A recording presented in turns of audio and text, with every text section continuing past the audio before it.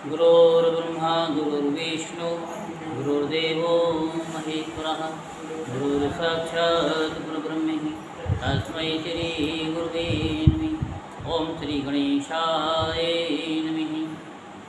आज हम आपको श्रीमद् भागवत महापुराण का दूसरे स्कंद का 8वां अध्याय आपको सुनाते हैं। तो आप प्रतिदिन की भांति आज भी बड़े ध्यानपूर्वक कथा को श्रवण करेंगे और अपने जीवन को सार्थक करेंगे, क्योंकि मनुष्य का जीवन तभी सफल है जो प्रतिदिन भगवान का नाम जपे, भगवान का नाम सुने, तो उससे उसके समस्त रोग, समस्त पीड़ाएं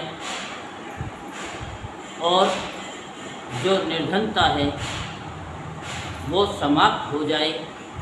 इस तरीके से आप सभी श्रीमद् भागवत की कथा को श्रवण करेंगे।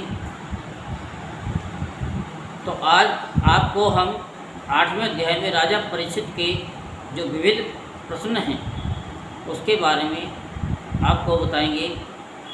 राजा परीक्षित ने भगवान, आप वेद वेताओं में श्रेष्ठ हैं, मैं आपसे ये जानना चाहता हूँ कि जब ब्रह्मा जी ने निर्गुण भगवान के गुणों का वर्णन करने के लिए नारद जी को आदेश दिया, तब उन्होंने किन किन को किस रूप में उपदेश किया।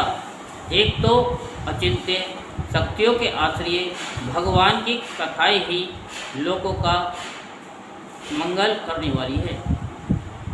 दूसरे देव ऋषि नारद का सबको भगवत दर्शन कराने का स्वभाव है।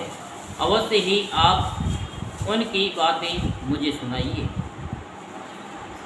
महाभाग्यवान सुखदेव जी, आप मुझे ऐसा उपदेश कीजिए कि मैं अपने आसक्ति रहित मन को सर्वात्मा भगवान श्री कृष्ण में तन्मय करके अपना शरीर छोड़ सकूं। जो लोग उनकी लीलाओं का श्रद्धा के साथ नित्य श्रवण और कथन करते हैं, उनके हृदय में थोड़े ही समय में श्री कृष्ण भगवान प्रकट हो जाते हैं। श्री कृष्ण कान के छिद्रों के द्वारा अपने भक्तों के भाव में हृदय कमल पर जाकर के बैठ जाते हैं। जैसे शरद ऋतु जल का गंदलापन मिटा देती है, वैसे ही वे भक्तों के मनोमल का नाश कर देते हैं। जिसका हृदय शुद्ध हो जाता है वह श्री कृष्ण के चरण कमलों को एक क्षण के लिए भी नहीं छोड़ता। जैसे मार्ग के समस्त कलेशों से छोड़कर घर आया हुआ पथिक अपने घर को नहीं छोड़ता। भगवान जीव का पंच भूतों के साथ कोई संबंध नहीं है, फिर भी इसका शरीर पंच भूतों से ही बनता है। तो क्या स्वभाव से ही ऐसा होता है, अथवा किसी कारणवश आप इस बात की मर्मज्ञ पूर्ण रीति से जानते हैं। आपने बतलाया है कि भगवान की नाभि से वह कमल प्रकट हुआ जिसमें लोगों की रचना हुई। ये जीव अपने सीमित अवयवों से जैसे परिच्छिन्न है, वैसे ही आपने परमात्मा को भी सीमित अवयवों से परिच्छिन्न सा वर्णन किया। ये बात क्या है?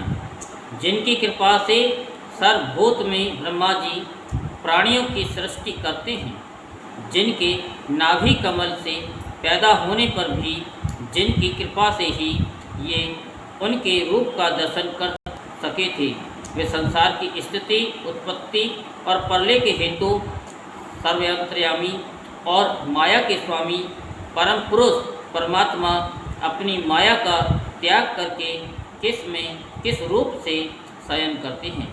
पहले आपने बतलाया था कि विराट पुरुष के अंगों से लोक और लोकपालों की रचना हुई, और फिर यह भी बतलाया कि लोक और लोकपालों के रूप में उनके अंगों की कल्पना हुई।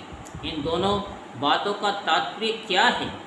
महाकल्प और उनके अंतर्गत अवान्तर कल्प कितने हैं? भूत, भविष्य और वर्तमान काल का अनुमान किस प्रकार किया जाता है? क्या स्थूल देह अभिमानी जीवों की आयु भी बंधी हुई है? ब्राह्मण श्रेष्ठ काल की सूक्ष्म गति, त्रुटि आदि और स्थूल गति, वर्ष आदि किस प्रकार से जानी जाती है? विविध कर्मों से जीवों की कितनी और कैसी गतियाँ होती हैं? देव, मनुष्य आदि योनियाँ सत्व, रज और तम इन तीनों गुणों के फलस्वरूप ही प्राप्त होती हैं। उनको चाहने वाले जीवों में से कौन कौन किस किस योनियों को प्राप्त करने के लिए किस किस प्रकार से कौन कौन कर्म स्वीकार करते हैं? पृथ्वी, पाताल, दिशा, आकाश, ग्रह, नक्षत्र, पर्वत, नदी, समुद्र, द्वीप और उनमें रहने वाले जीवों की उत्पत्ति कैसे होती है? ब्रह्मांड का परिमाण भीतर और बाहर दोनों प्रकार से बतलाइए। साथ ही महापुरुषों के चरित्र, वर्णाश्रम के भेद और उनके धर्म का निरूपण कीजिए। युगों के भेद, उनके परिमाण और उनके अलग अलग धर्म तथा भगवान के विभिन्न अवतारों के परम आश्चर्य में चरित्र भी बतलाइए। मनुष्यों के साधारण और विशेष धर्म कौन कौन से हैं?